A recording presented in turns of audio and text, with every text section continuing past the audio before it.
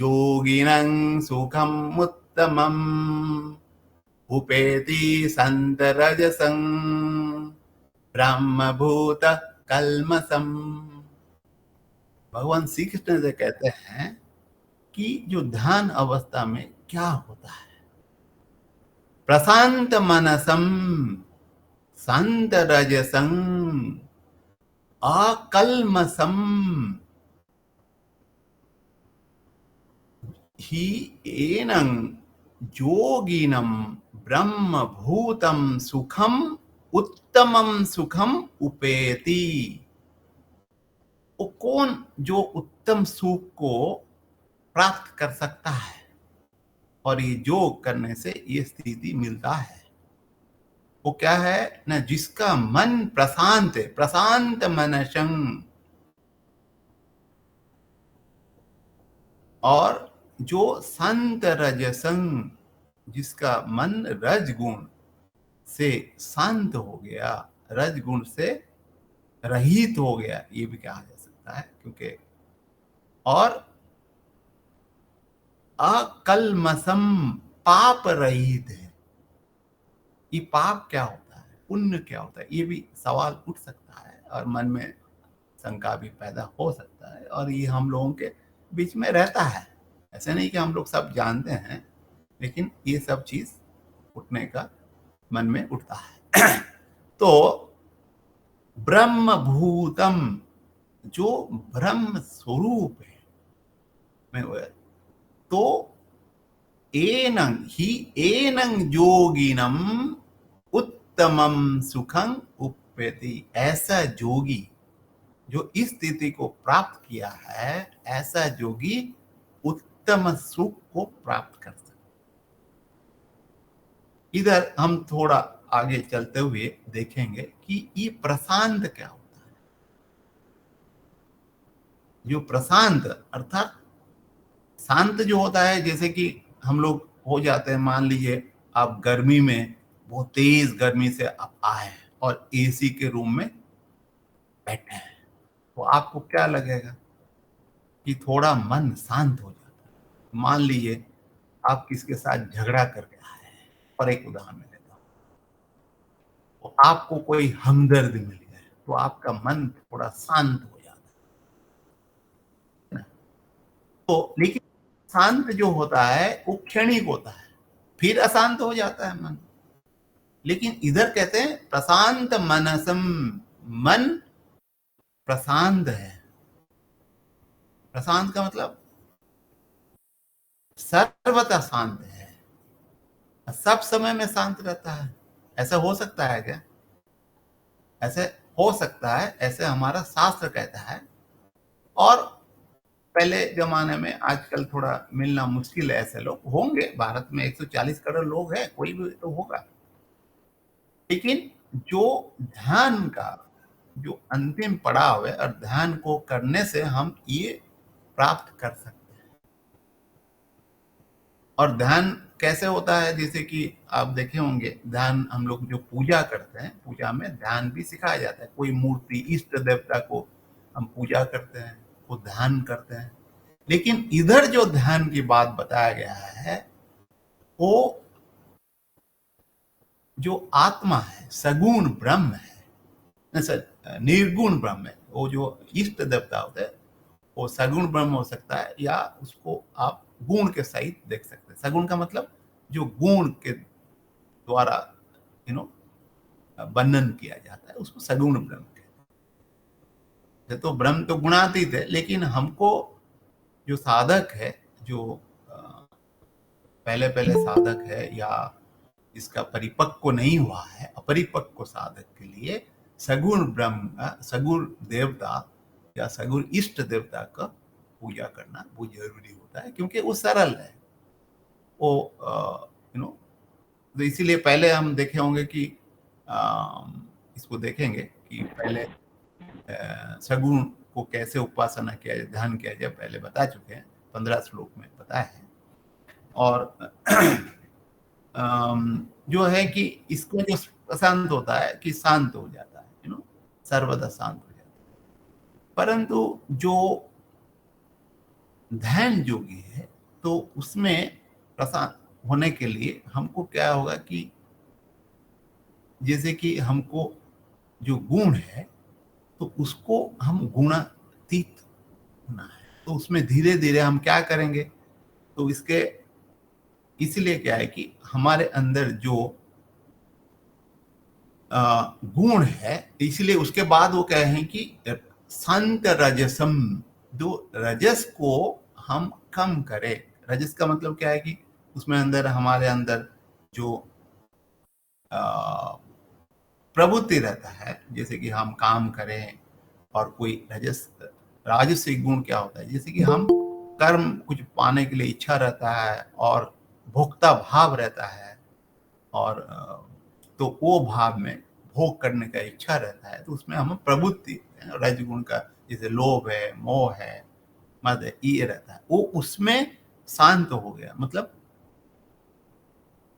पूरा रहित हो गया, उसके और दूसरा चीज नहीं रहता है। जैसे कि भगवान श्री कृष्ण ने 14 अध्याय में बताएंगे, लोभ प्रवृत्ति रंभा कर्मणा समास्पृहा राजसेतानि जायन्ते विवृदे भरत। वो कहते हैं कि जो कार्य है, तो उनको ये जो लोभ है, रजगुण के जो रजगुण लोभ है, प्रवृत्ति है, नए नए कर्म में लगना है, अशांति है और स्पृहा है, तो इसको जो है रजगुण कहते हैं। रजगुण को से निवृत्त है, शांत रजस, मतलब उसमें और कोई स्पृहा नहीं है करने के लिए, पाने के लिए। ऐसा नहीं कि कुछ वो काम नहीं करेगा, काम वो करेगा, लोक सेवा के लिए काम करना वो जरूरी है, लेकिन अपना जो भोग प्रवृत्ति है उसका विनाश हो जाता है, उसका वो प्रवृत्ति नहीं रहता है। तो वो जो वृत्तियां जब आते हैं वो शांत हो गए, ऐसे योगी को शांत रजस कहते हैं।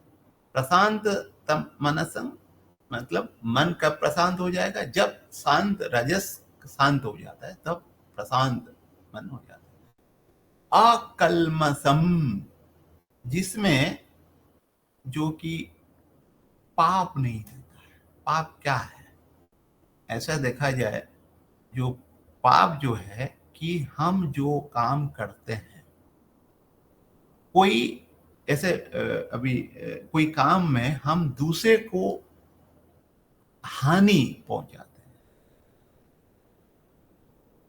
तो उसको हम लोग पाप कहते हैं। जैसे कि व्यास देव ने बहुत बढ़िया बताया, अष्टादश पुराणेषु व्यासेन प्रोक्तम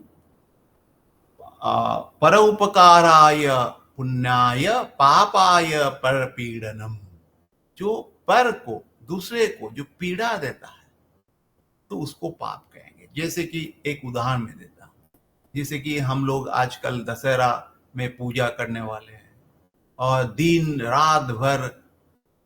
भर क्या करेंगे ना, उसमें उत्सव बनाएंगे और माइक को तेजी से करेंगे, तो उसमें क्या होगा कि जो दूसरे लोग हैं तो उसमें वो प्रभावित होंगे और उनको अच्छा नहीं लगता है। मान लो कोई किसी का एग्जाम चल रहा है, वो परीक्षा देगा, या कोई मरीज है, तो उनके लिए समस्या पैदा होता है, क्योंकि ये तो प्रवृत्ति है। जैसे कि आजकल बहुत सारे प्रोसेशन करके जाते हैं, तो ये जो है ये लोगों को, और बहुत सारे प्रदूषण करते हैं, तो ये सिर्फ आदमी का नहीं है, और लोगों का और परिवेश को भी नष्ट करता है, तो ये पाप है।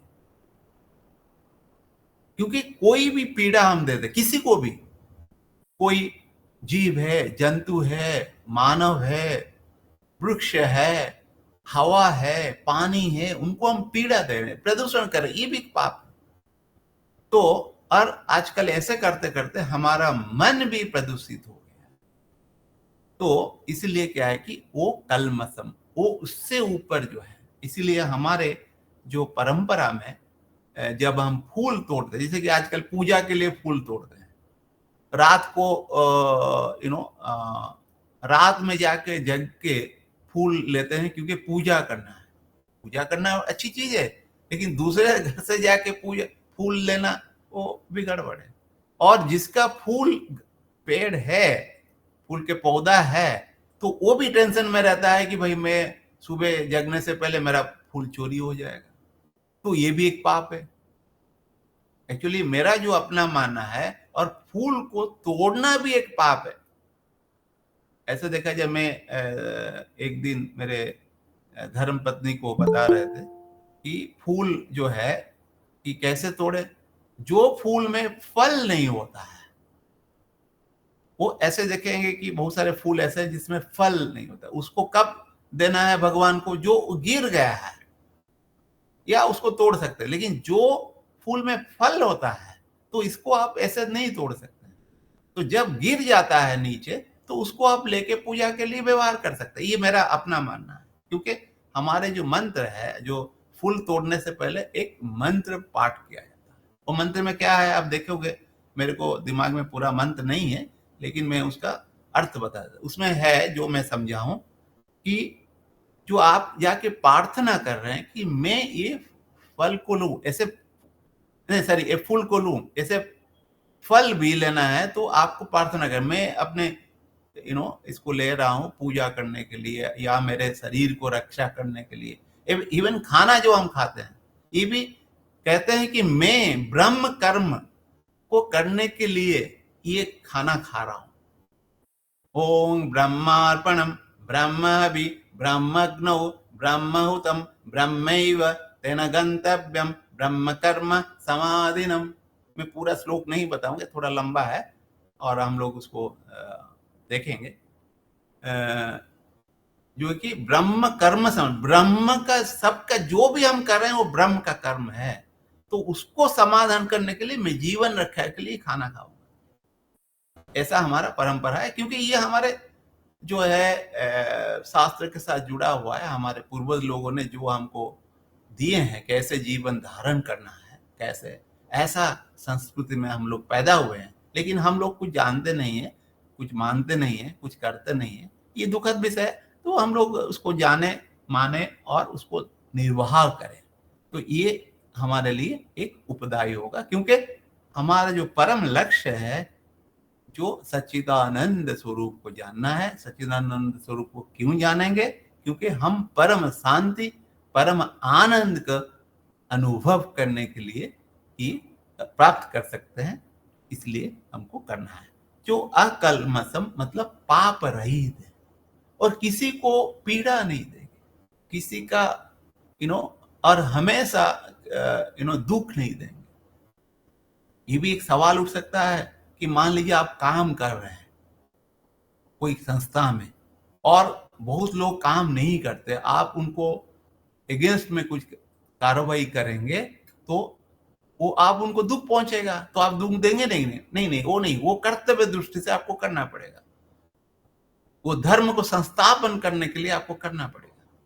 ये सवाल आ सकता है, क्योंकि हमारे मन में भी वही आता है कभी कभी। जैसे मैं अभी डायरेक्टर हूं, और कोई आदमी काम नहीं कर रहा है, मैं कार्रवाई करूं, वो मेरा कर्तव्य है। क्योंकि कार्रवाई नहीं करूंगा, लोक संग्रह के लिए हम करना पड़ेगा, जिन लोगों ने सब नष्ट हो जाएंगे। भगवान श्री कृष्ण भी दूसरी जगह पर बताते हैं, वो कहते हैं कि ना कर्तव्यं ना कर्माणि लोकस्य ना कर्तव्यं ना कर्माणि। वो कहते हैं मेरे लिए कोई कर्म नहीं है, मैं लोगों के लिए और समाज को सही रखने के लिए मैं कर्म करता हूं। तो ऐसे इसलिए क्या है कि जो भी हम कार्रवाई करेंगे, वो समूह के स्वार्थ को दृष्टि से रख के, और एक जो कि जो चलता है, तो उसको दृष्टि रख से हमको करना पड़ेगा, और करना भी चाहिए। ये मेरा मानना है। तो वो संत रजसंग ब्रह्म भूतम, ये जो ब्रह्म के साथ जुड़ जाता है, वो ब्रह्म स्वरूप हो जाता है। एनंग जोगिनंग, ये जो ऐसे देखा जाए कि जो आत्मा के साथ जुड़ जाता है, और वो ब्रह्म स्वरूप में लीन हो जाता है, ब्रह्म स्वरूप में हो जाता है, तो ऐसे जो ज्ञानी पुरुष है, एनंग जोगिनम उत्तमम सुखम अस्नुते। वो उत्तम, इधर उत्तम का शब्द का ऐसे कह सकता है परम आनंद, हम कह सकते हैं परमानंद, परम आनंद को वो प्राप्त करते हैं। वेद व्यास ने उत्तम सुख को शब्द का व्यवहार किया है, लेकिन मेरा ये मानना है कि ये परम आनंद, आनंद सुख में फर्क है, इसीलिए वो कहे होंगे शायद, तो इसको प्राप्त कर सकते हैं। तो अगले श्लोक में हम लोग इसको थोड़ा देखेंगे कि कैसे इसको प्राप्त करने के बाद तो कैसे ये जो है अत्यंतम सुख हम कैसे और मिलते हैं, उसके बारे में और थोड़ा चर्चा करते हैं। जैसे कि कैसे ये जो योग की अवस्था में क्या मिलता है उसका भी वो कहते हैं। अगले श्लोक में हम देखेंगे, युञ्जनेव सदात्मानं योगी विगत कल्मषः सुखेन ब्रह्म संस्पर्शम् अत्यंतम सुखम अश्नुते। भगवान श्री कृष्ण ऐसे कहते हैं कि जो ब्रह्म संस्पर्श में आता है, आत्मना जो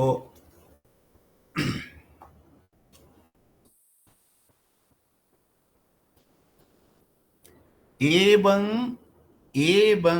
आत्मनं सदा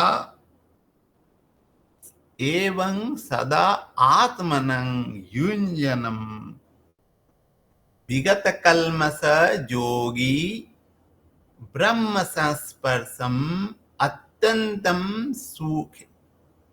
सुखम अश्नुते। वो कहते हैं कि ऐसे एवं सदा आत्मनम युञ्जन, जैसे कि वो जब आत्मा में लगाता है कोई मन, जो सदा आत्मा में स्थिर रहता है,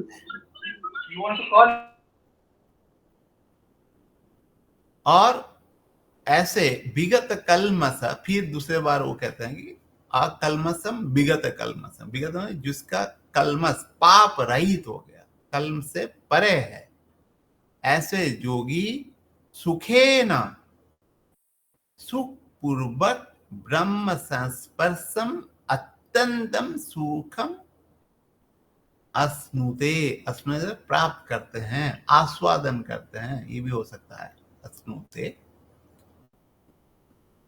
वो कहते हैं कि जो एवं सदा आत्मनम, इधर सदा व्यवहार किया है। जैसे कि हम लोग जब पूजा करते हैं, कोई भी पूजा करता है, तल्लीन हो जाता है, वो क्षणिक होता है, कुछ समय के लिए वो आत्मा के साथ संपर्क रख देता है। लेकिन इधर भगवान श्री कृष्ण ने सदा का उपयोग किया है, और ये दूसरे जगह पर भी करेंगे, किए हैं, आगे जाके हम देखेंगे 12 श्लोक में भी है, बहुत जगह पर है। वो हमेशा लाइक वो जो स्थिर, जो आत्मनं सदा युञ्जनेव, युञ्जन मतलब उनके साथ जोड़ दिया है। ये युजन जो है योग से आता है सब, और इसको जो स्थिति है, जैसे कि हमारा क्या है कि मन बार बार लगाना चाहिए, अभ्यास करते हैं हम लोग, अभ्यास करते हैं ना, बाद में इसी अभी आएगा, अभ्यासेन तु कौन्तेय वैराग्येन च गुह्यते। वो कहते हैं अभ्यास करने के लिए, लेकिन इधर जो कहते हैं ये अभ्यास के परे है, अभ्यास के ऊपर है। अभ्यास कहाँ होता है? जब मन निकल जाता है, फिर उनको लाके लगाओ उधर,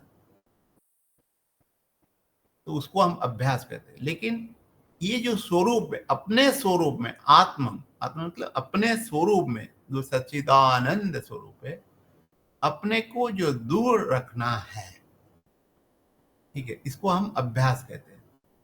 लेकिन इसमें अभ्यास का वृद्धि होना, लाइक इधर अभ्यास का वृद्धि को करना जरूरी है। लेकिन ये जो स्थिति है वो अभ्यास से परे, सदा आत्मन। कब सदा हो सकता है?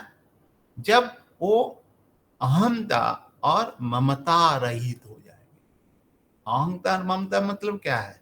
कि ऐसा है कि जो मेरा तेरा, ये तो जीवन में चलता ना, ये मेरा है ये तेरा है, यही तो, इसमें चक्कर में तो हम फंस जाते हैं। तो वो जो मेरा तेरा चक्कर में हम लोग जो मेरा और तेरा है, तो इसमें हम लोग फंसते हैं। ये मेरा है, मेरा देश है, मेरा भाई है, मेरा बहन है, मेरे माँ है, मेरा बाप, इसको करना जरूरी है सामाजिक दृष्टिकोण से, ठीक है, ये भी जरूरी है। लेकिन मैंने कहूँगा इसको छोड़ दो, नहीं, जब स्थिति आता है, वो स्थिति प्राप्त होता है, इसको आर्टिफिशियली ना किया जाए, इसको अपने अपने ढंग से और धीरे धीरे वो होता है। ये जो अंतिम स्थिति ध्यान का भगवान कहते हैं, जिसको निर्गुण निराकार ब्रह्म को प्राप्ति में जो अंतिम पड़ाव है, और उसको कहते हैं, जिसको निर्विकल्प या समाधि भी हम लोग कह सकते हैं, कि इसमें ऐसा होता है कि वो सुख का आस्वादन करता है।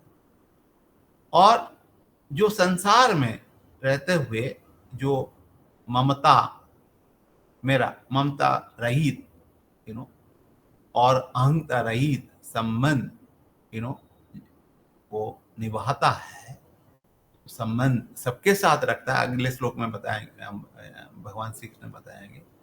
तो इसको करता है, तो इनको जो है कि ब्रह्म स्पर्श या ब्रह्म संस्पर्श का और आत्मा अनुभूति को सुख मिलता है। ये देखेंगे, ये आप इसको देख सकते हैं, 15 श्लोक में भी ऐसे ही श्लोक है, इसमें बहुत मिलता जुलता है। युञ्जनेव सदात्मानं योगी नियतमानस शान्ति निर्वाण परमं मत्संस्थाधिगच्छति। इस श्लोक में और दूसरे श्लोक में पहला जो लाइन है, वो पूरा लगभग युञ्जनेव सदात्मानम, इतना तक ठीक है, योगी तक भी ठीक है, नियत मानस है, मानस के जगह पर उन्होंने इधर दिए हैं विगत कल्मश।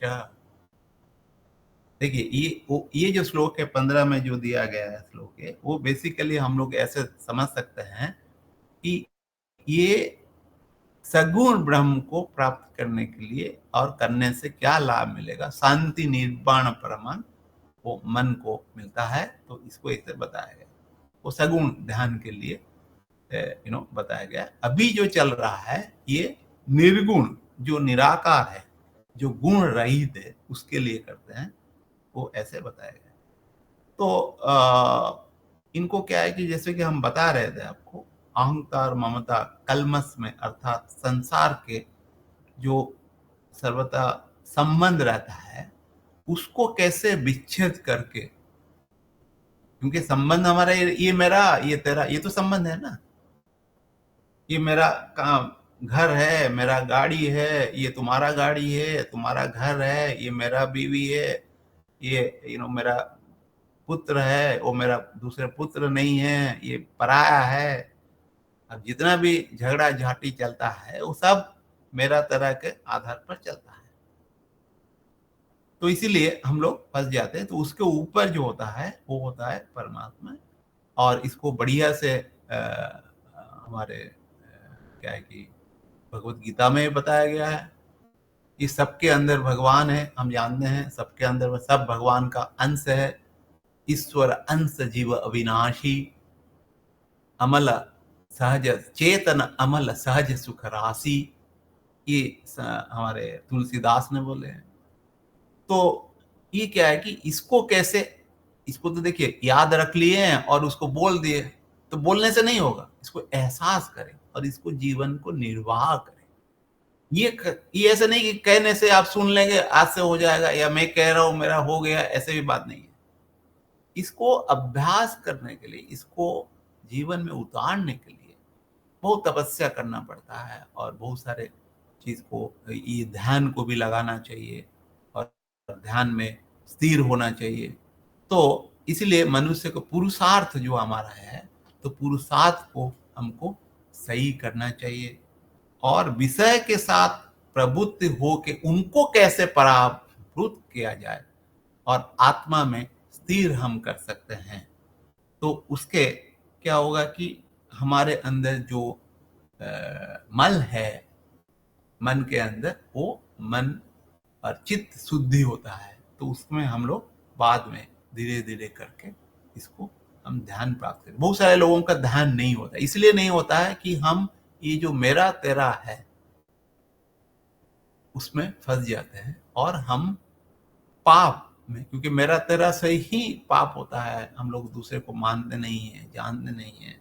आजकल तो अपने के अंदर में भी युद्ध चलता है, और ये युद्ध जो है वो अपने अंदर जो युद्ध चलता है, अपने अंदर मन के अंदर, अपने मन के अंदर युद्ध है, उसका एक पर्यायवाची ये इसको प्रतिफलित होता है। तो ये एक भाव को करने के लिए ये जो कैसे ब्रह्म संस्पर्श में आके सुख अनुभव कर सकते हैं, और ये जब सुख आप अनुभव करेंगे, स्थिति को प्राप्त होगे, तो आपको आनंद मिलेगा, और ये जो आत्मानुभव करेंगे तो उसमें आप एक दर्शन कर सकते हैं। तो पहला पड़ाव जो है ध्यान का वो होता है क्या, कि अपने अंदर अपने को खोज के पाना, क्योंकि हम अपने स्वरूप के साथ नहीं है। तो इसको प्राप्त करने के बाद हमारा दूसरा काम क्या रहेगा, और दूसरा हम क्या कर सकते हैं, नहीं, एक समत्व, जो समत्व योग उच्यते जो बताया गया, तो उनको हम लोग करेंगे। और इसको कैसे हो सकता है, अगले श्लोक में भगवान श्री कृष्ण उसको बताते हैं। वो कहते हैं सर्वभूतस्तमात्मनम सर्वभूतानि चात्मनि ईक्ष्यते योगयुक्तात्मा सर्वत्र समदर्शन। वो कहते हैं जो योग से युक्त हो गया है, इसको योग युक्त आत्मा कहेंगे, जो योग में युक्त हो गया है। योग युक्त आत्मा सर्वत्र समदर्शन, सब जगह पर समान देखेगा। आत्मनम सर्वभूतस्थम सर्वभूतानि च आत्मानि ईक्ष्यते। जो युक्त हो गया है और वो अंतकरण जो शुद्ध हो गया है, वो सर्वत्र समदर्शी, मतलब सब जगह पर एक सम दृष्टि, एक दृष्टि में देखता है। वो बड़ी स्थिति है। ऐसे लोगों को मिलना, कोई ऐसे लोग आपके मिल जाए, और सब समय में, ऐसे नहीं कि आजकल तो बहुत सारे ढोंग कर रहे हैं, बहुत बढ़िया बढ़िया मीठी मीठी बातें करेंगे, लेकिन जब समझ आएगा तो पता चलेगा कि क्या है।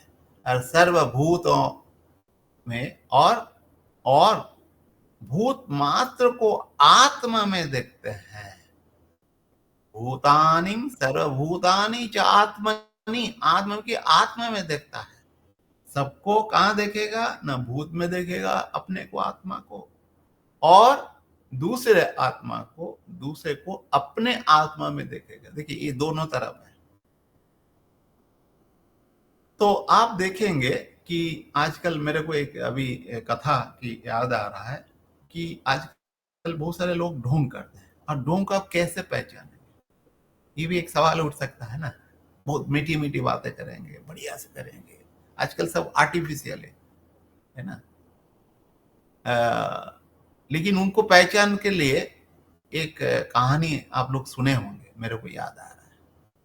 क्या है कि एक जो आदमी था वो राजा के दरबार में गया, और वो बहुत सारे भाषा में पारंगत था, और वो राजा को पूछा कि कोई भी आपके सभा में बता सकता है मैं कहाँ का रहने वाला हूँ, क्योंकि वो बहुत भाषा जानता है, जैसे बंगाली है, हिंदी है, उड़िया है, तेलुगु है, मराठी है, तमिल है, जितना भाषा है वो सब उनको ज्ञान था। वो बढ़िया बढ़िया बोला, ठीक है। और ये जो ऐसा स्टोरी क्या है कि लोग कहते हैं कि अकबर उनके समय हुआ था, वो अकबर चकित हो गया, अकबर कोई बोल नहीं पाया, तो उन्होंने कहा कि बीरबल को बताया, तो बीरबल कुछ करो, नहीं तो ये कह रहा है कि आपका कोई नहीं है, आप कोई बता नहीं पा रहा है, आपका सभासद में सही लोग नहीं है, ऐसे वो लांछन कर रहा है। तो बीरबल ने कहा है कि सर आप उनको हमारे जो अतिथि गृह में रहने दीजिए और मेरे को एक दिन का मुहूर्त दीजिए। उन्होंने बीरबल ने क्या कहा, क्या किया, कैसे पता चला, लगाया कि वो कहाँ का रहने वाले, कौन, पता है आपको? ठीक है, मैं बताता हूँ। वो क्या किया, रात को वो जाके सो रहा था, वो आदमी जो आया था, वो उनको भूत होके डरा और उन पे जाके कान में कुछ लगाया, तो उनको पहले भूत भूत का ऐसे डरा, पहले उसको मन को विक्षिप्त किया, तो उसके बाद उनको जैसे कि भूत होके प्रकट हुआ, तो वो अपने भाषा में बोलने लगा। ठीक है, वो था बंगाली। ठीक है, तो जब भूत बोला, तो उसके बाद वो कहा कि ये जो है, ये इस देश का, प्रदेश का है। तो ऐसे ही जो ढोंग करते हैं, जो अच्छेपन का दिखावा करते हैं, उनको जानने के लिए आपको देखना पड़ेगा कि कौन सा परिस्थिति में उसको डाले कि वो हकीकत और जो सच्चाई है, उसका जो अपना गुण है, वो निखर के आ जाएगा। ठीक है, तो इसीलिए इसको एक परख हो सकता है। तो लेकिन ये जो आप देखेंगे, ये जो श्लोक है, मैं ऐसे ही आपको एक कहानी बताया है, लेकिन इसको कैसे जाने हम, कौन इस स्थिति को जो पहुंचा है, क्योंकि आजकल गुरु करना वो जरूरी है, क्योंकि हमारा गुरु शिष्य का परंपरा है और वो भी जरूरी, लेकिन आजकल गुरु मिलना भी बहुत मुश्किल है। कौन सा सही गुरु है, कौन सदगुरु है? जैसे कि सदगुरु का डेफिनेशन मैं आपको आज देने वाला था, लेकिन हमारा थोड़ा लगता है कि परिपक्व नहीं हुआ है, श्लोक याद नहीं हुआ है पूरा। मैं थोड़ा अभी फिर ये करता हूँ। ओम ब्रह्मानंदम परमानंदम केवलम ज्ञानमूर्तिम द्वंद्वातीतम गगन सदृशम एक नित्यम। नहीं, फिर भी हमारा विस्मरण हो रहा है, क्यों? वो मेरे को लग रहा है परिपक्व नहीं। मैं बताऊंगा सदगुरु क्या रहता है, कि ये सदगुरु का वो डेफिनेशन दिया गया है। राइट, तो तो इनको जो है कि आप ये देखेंगे कि जो जैसे कि बहुत सारे धर्म, जो संप्रदाय है, सबका सिद्धांत कुछ ना कुछ है, उसमें कोई भी ऐसा कोई संप्रदाय नहीं होगा, ऐसे कोई रिलीजियन नहीं होगा जिसमें अच्छापन नहीं है। ये मैं आपको बता दूं, सब में कुछ अच्छापन रहता है, सब में कुछ बुरापन रहता है। लेकिन इस श्लोक में जो बताया गया है, ये बहुत जगह पर नहीं है, मैं ये मानना है मेरा। सिर्फ ये वेदांत जो है, हमारा जो वेदांत दर्शन है, उसमें ही है, जो आप कैसे सबको देख सकते हो और सब सब कैसे आपको देखते हैं। ये भगवत गीता में भी है, ये जो चैप्टर बताया गया। और ये आत्मज्ञान जो है और ईश्वर का कैसे साक्षात्कार, सब में ईश्वर देखना, ऐसे लोग नहीं कहते हैं। वो लोग सोचते हैं कि भगवान जो है वो हेवन या स्वर्ग में बैठे हैं और ऐसा है, नहीं नहीं, ये भगवान सब कण में विराजमान है। ईशावास्यमिदं सर्वम यत्किंचित जगत्या जगत, जगत में जो भी है, सब में भगवान कण कण में भरे हुए।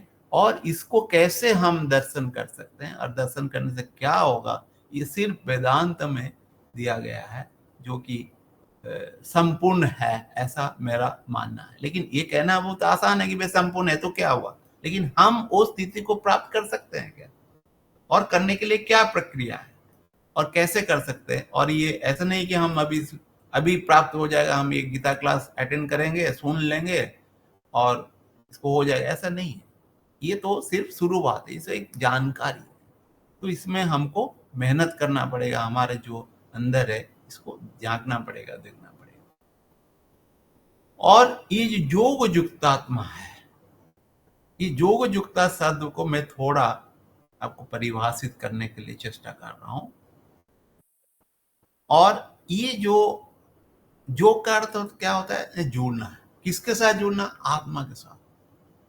योग युक्ता मतलब जो आत्मा के साथ जुड़ लिया, जो अपने स्वरूप को पहचान लिया नहीं, अपने स्वरूप को समझ लिया और वही है, तो उसमें जो जितना भी चीज जो है वो उसका क्या कहते हैं कि नष्ट हो गया। जैसे अहंकार हमको आत्मा के साथ जोड़ने नहीं देता है, वो अपना एक रूप ले लेता है आत्मा से ही। तो इसको जैसे कि हो जाता है तो अंतकरण में जो हमारा शुद्धि हो जाता है, चित्त शुद्धि हो जाता है, और जो संबंध है, जो संबंध जगत के साथ है, और ये संबंध को जगत के साथ विच्छेद करके वो हमारे जो आत्मा है, जो चैतन्य स्वरूप है, उसके साथ जोड़े। तो अब जब जोड़ता है तो वो अलग अलग जो चीज हमारे अंदर रहता है, ये क्या है कि आदमी है, ये कुत्ता है, ये बिल्ली है, ये मेरा भाई है, ये मेरा पत्नी है, ये मेरा पति है, ये मेरा शिक्षक है, ये मेरा प्राइम मिनिस्टर है, ये जो चीज है वो भावना नहीं रहता। जैसे कि एक उदाहरण में देता हूँ, बचपन में, आजकल तो बच्चे लोग इसे मिठाई नहीं खाते, चीनी में हम लोग एक मिठाई बनता था, वो हाथी है, घोड़ा है और एरोप्लेन है, ऐसे मिठाई रहता है। लेकिन सब में एक ही चीज रहता है, चीनी या मीठा। जैसे कि आप लोग आजकल तो मिठाई बहुत ज्यादा लोग खाते हैं, मैं से कहते हैं इसीलिए लोगों को डायबिटिक हो रहा है। ये मेरा मानना है कि जरूरत से ज्यादा खा रहे हैं। मिठाई का दुकान तो तेजी से बढ़ रहा है और बहुत जबरदस्त खाते हैं। और मिठाई में क्या है, सब में मिठास है भाई, अब रसगुल्ला है, संदेश है, या आप बर्फी है, या जो भी है, वो तरह तरह के मिलता है। तो सब में तो यही एक ही मिठास रहता है। हाँ, थोड़ा कम ज्यादा इधर उधर करते हैं, लेकिन मीठा तो मीठा होता है। तो ऐसे ही जब हमारे अंदर जो माया है, जो हमारे अंदर कलमस है, जो हमारे अंदर जो आवरण है, वो नष्ट हो जाता है, अहंकार जो लीन हो जाता है, तो हमको कोई सच्चिदानंद स्वरूप का एहसास होता है और हम वही है करके जानते हैं।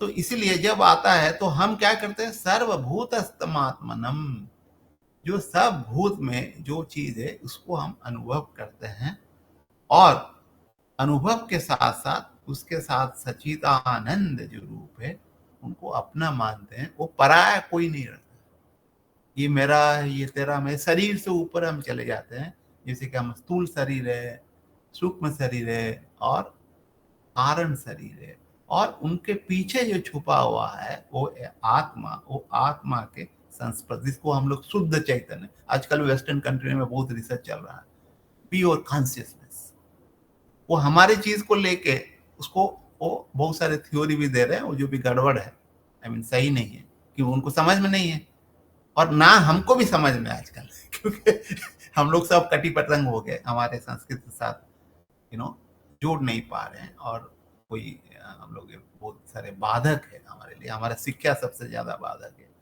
तो ये जो है इसको, और ये पढ़ना और समझना तो एक चीज बात है, जब जीवन के वो धरातल में नहीं आएगा, वो पढ़ना और पढ़ाना वो तो ठीक है, वो तो होना भी चाहिए, ऐसे नहीं कि मैं कहूँगा हम नहीं पढ़ाएंगे, लेकिन अनुभव में आने से ये और क्या है कि परिपुष्ट होता है और हम जीते हैं। तो ये जो जिसमें जो जैसे कि सत्य, ये जो सत्य है, क्योंकि वही चेतन ही सत्य है, असब असत्य है। सत्य का जब दर्शन हम लोग करते हैं, उसको जो आत्मा का अनुभव होता है, आत्मा की आत्मानुभूति होता है, उसको आत्मज्ञानी पुरुष कहते हैं। वो सब समदृष्टि रखते हैं, जैसे कि अभी आएगा हमारे श्लोक में आगे चलते हुए, जैसे कि हाथी है, स्वान है, उसकी चंडाल है, उसको सब एक साथ में देखता है। तो ये जो अपना स्थिति जो है प्राणियों में, जो अपने को स्थिति बताता है, और अपने में प्राणी को जो स्थिति वो कैसे आता है, अगले श्लोक में वो बताते हैं भगवान श्री कृष्ण। यो मां पश्यति सर्वत्र सर्वं च मयि पश्यति तस्याहं न प्रणश्यामि स च मे न प्रणश्यति। इस श्लोक को हम अगले क्लास में लेंगे। मैं थोड़ा इसको समाप्त करने से पहले आप लोगों को थोड़ा बता देता हूँ कि ये जो हम आज 3 श्लोक को पाठ किए हैं, तो उसमें हम लोग क्या देखें कि श्लोक में, ये जो श्लोक में हम देखें आज, कि जो योगी होता है, जो ध्यान के अंतिम पड़ाव में है और ध्यान के शिखर श्रेणी में प्राप्त किया है, तो उनका क्या अवस्था होता है, वो ब्रह्म भूत जो होते हैं, ब्रह्म में कैसे अनुभव करते हैं, इसके बारे में हम चर्चा की।